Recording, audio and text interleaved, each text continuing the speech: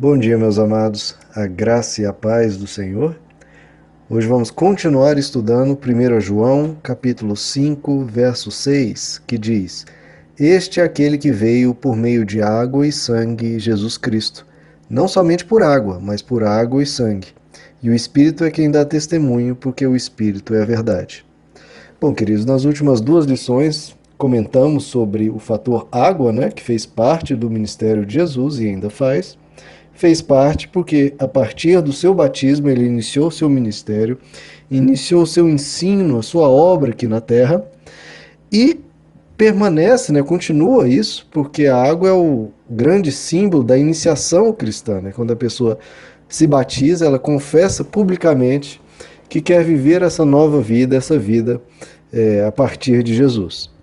Mas o batismo em si, queridos, e toda a pregação de Jesus ficaria completamente sem significado, sem sentido, se não fosse pelo sangue. Porque o sangue representa a morte de Jesus na cruz, por mim, por você, por todos nós. Foi a obra de Jesus na cruz que deu significado a tudo mais, porque a partir da morte de Jesus, nos é concedida a vida eterna, nos é concedido o perdão de todos os nossos pecados.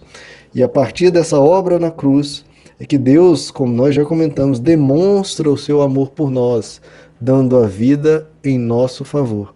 É esse sangue, queridos, que nos purifica de todo pecado, de todo o mal que tenhamos feito, passado, presente ou futuro. Toda a imensa quantidade de pecados que cometemos ao longo da nossa existência. Imagina aí, queridos, eu não sei quantos anos você e eu vamos viver, mas digamos 80 anos.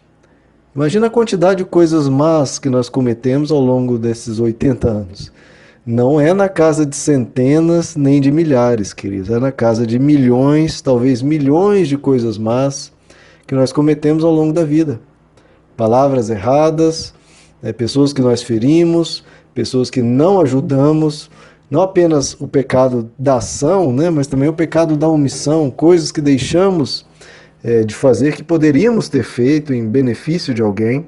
Mas principalmente, né, queridos, a quantidade imensa de males que nós cometemos ao longo da vida. Em pensamentos, em ações, em palavras, muitas e muitas pessoas que a gente comete males, né? Agora, claro, sempre fica essa pergunta, né, queridos? Mas por que Deus simplesmente nos perdoa, esquece isso, né? Perdoa todos os males e aí vamos para o céu, vamos viver a vida eterna com Ele e tudo mais. Bom, queridos, essa é uma pergunta muito justa, né? Muito correta, realmente faz todo sentido perguntar ela, né?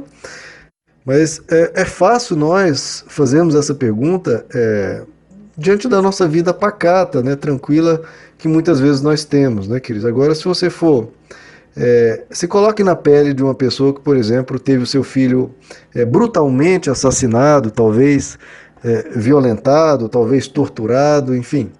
Alguém que passou por uma tragédia muito grande devido a algo muito mal que uma pessoa tenha feito. E essa pessoa muito má, muito cruel, muito violenta, ela ouça a palavra do Evangelho e se converta.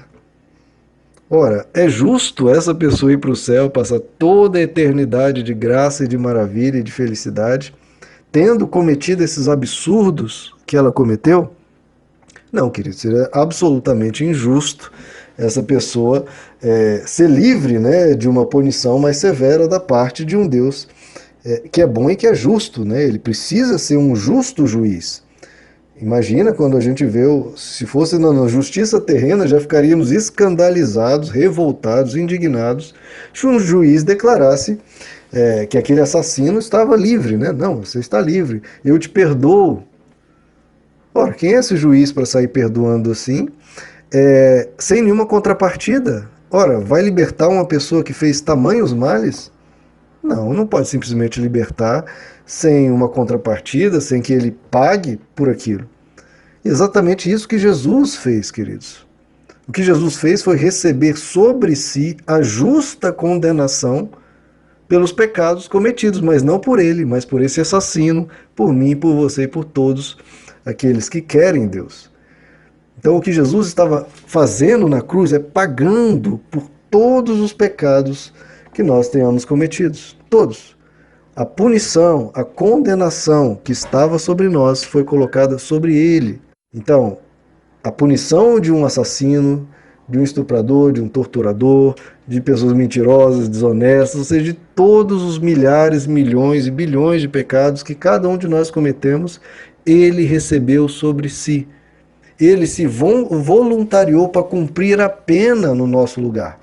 Então, voltando àquele exemplo do juiz, o juiz ele não pode simplesmente libertar um assassino, mas se uma outra pessoa, né, resolve tomar o lugar e pagar a pena e cumprir a pena no lugar daquele outro assassino, é claro que na nossa justiça isso não é permitido, mas na justiça celestial isso foi porque foi o próprio Deus que assumiu a pena no nosso lugar. Ele era o juiz e ele se tornou o réu no nosso lugar. Uma decisão dele, totalmente motivada por amor, porque nós não merecíamos, né, queridos? É por isso que Romanos 3, verso 26 diz que tudo isso foi feito, queridos, para que ele seja justo e também o justificador daquele que crê em Jesus.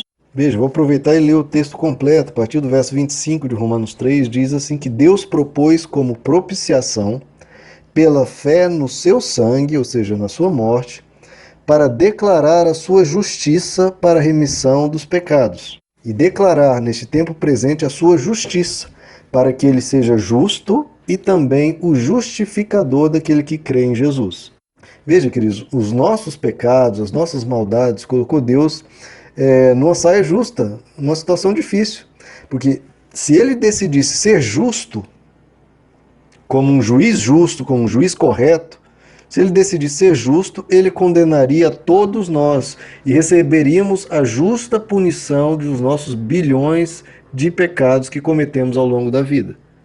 Se ele quiser ser justo. Só que, por essa justiça, nós estaríamos longe da presença dele, da eternidade com ele.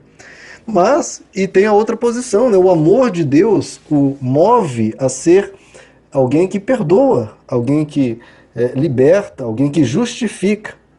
Então ele ficou entre dois lados, entre ser justo e ser o perdoador. E em Jesus, essas duas características, tanto a justiça de Deus quanto o amor de Deus, se cumprem na cruz. Porque ele foi justo, punindo, né?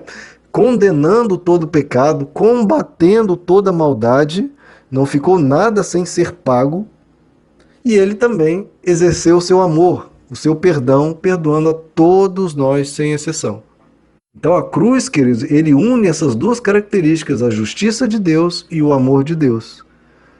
O combate de Deus ao mal e a sua misericórdia. E assim, queridos, quando nós entrarmos no céu, na eternidade, ninguém vai poder nos acusar de absolutamente nada. Ninguém vai poder apontar o dedo para quem quer que seja e dizer, não, mas aquele ali é um assassino, aquele ali é um torturador, aquele ali é um mentiroso, aquele ali, eu lembro o que ele fez com pessoa X ou Y. Não, ninguém vai poder acusar o dedo e nem ninguém vai se sentir culpado, porque toda culpa foi paga. Paga, ninguém tem o direito de se sentir culpado e nem ninguém tem o direito de acusar ninguém de nada, porque foi tudo pago. Tudo pago. Se uma pessoa deve um grande montante de dinheiro, alguém pode apontar o dedo, olha lá, aquele ali, mal pagador, ele deve. Mas se aquilo ali for pago por outra pessoa, ninguém pode apontar o dedo, aquele ali é um mal pagador. Ele vai falar, não, aquele meu amigo, Jesus Cristo, ele pagou por tudo. Você não tem o direito de apontar o dedo para mim, porque está tudo pago. Tudo pago, não ficou faltando um único centavo. Jesus pagou por todos os nossos pecados. Você não precisa se sentir culpado, não precisa se sentir mal consigo mesmo. Pelo contrário, receba essa misericórdia, esse amor, essa graça que Deus tem por nós, esse favor imerecido, essa misericórdia maravilhosa que ele pagou tudo. Então ele não falou, não, vocês estão perdoados. Não, não, ele pagou por tudo. Lá na cruz, ao Jesus expirar, ele disse, está consumado. No grego, o que ele estava dizendo era tetelestai, que quer dizer está consumado e também pode significar está tudo pago. Está tudo pago. Agora você é um ser livre, um ser liberto, um ser perdoado, um ser que não deve mais nada. Você foi perdoado. Essa é a obra de Jesus na cruz, queridos. Ele foi justo e foi justificador. Ele exerceu a justiça e exerceu a misericórdia, ambas ao mesmo tempo. É a solução impossível do amor de Deus, da graça de Deus diante da justiça. É uma solução divina, solução de Deus, e que quem foi que pagou? Ele mesmo. Deus assumiu sobre si todo o peso da nossa culpa. Não é que ele jogou sobre alguém, não. Jesus Cristo era o Deus encarnado. Ele recebeu a culpa sobre si. É como o pai que vai preso no lugar do filho por causa de uma maldade que o filho cometeu, um pai que assume, né, a dívida de um filho. Enfim, ele se tornou réu no nosso lugar, pagou tudo por nós e agora nós podemos passar a eternidade com ele sem culpa, sem dever nada, com as nossas vestes brancas. Diz o Antigo Testamento, ainda que as nossas vestes fossem tão vermelhas, tão sujas de pecado como a escarlate, né, que é algo que tem uma tonalidade extremamente vermelha, ele diz, eu farei as suas vestes se tornarem tão alvas, tão brancas como a neve. E é assim, queridos, por mais que você tenha sujado suas vestes ao longo da sua vida, cometendo coisas que hoje você olha para trás e eu não deveria ter feito aquilo, meu querido, as suas vestes são mais alvas do que a neve, mais claras, mais límpidas do que qualquer coisa, porque Jesus te perdoou, ele assumiu sobre si a sua culpa. Essa é a obra da cruz. E é isso que quer dizer o nosso verso.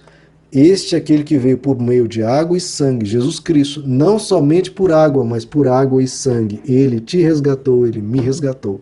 Esse é o nosso Salvador, por isso que a Bíblia chama Jesus de o Salvador do mundo. Meus amados, que Deus lhes abençoe, a graça e a paz do Senhor.